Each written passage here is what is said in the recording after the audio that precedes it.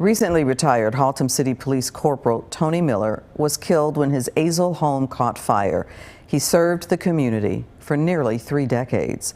Fox 4's Dion Anglin spoke with Corporal Miller's sister this afternoon. She joins us live from Haltom City. Dion. Hi there, Clarice. Well, Corporal Tony Miller spent his entire law enforcement career here with Haltom City Police, and the love for his family, I'm told, was at the center of his life. We just want the public to know that what a committed officer he was. A dedicated community servant.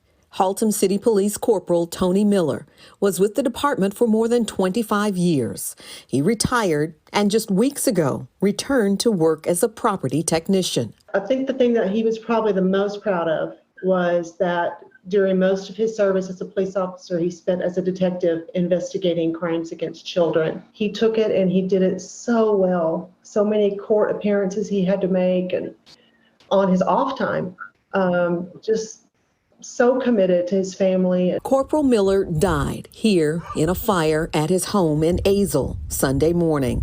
He told his wife he was going to the garage to do some work. A few minutes later, she just heard a loud noise.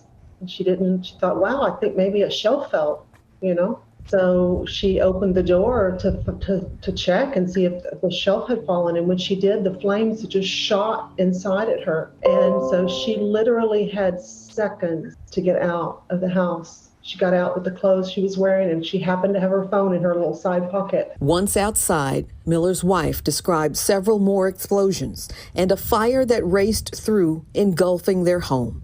A devastating loss. And now the celebration of a family man who was also an expert marksman and firearms instructor. He recently officiated the wedding of his niece and her husband, both also police officers. Miller was a father to 2 adult sons and had 3 young grandchildren.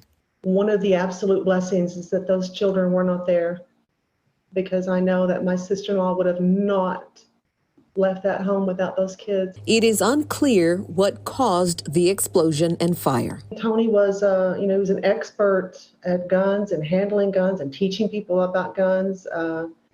But we don't know for sure because she wasn't out there. She didn't know what he was working on. They have their lawnmowers out there. They're, gasolines to fill your lawnmower with. Their golf cart. It's like no one knows what happened. What is clear is how Corporal Miller will be remembered. Just so committed to family, and whatever anybody needed. There were multiple times he would just drive by our house and see us outside working on something. He would stop and help us. You didn't have to ask him for help. If he saw that you needed it, he would just stop and help.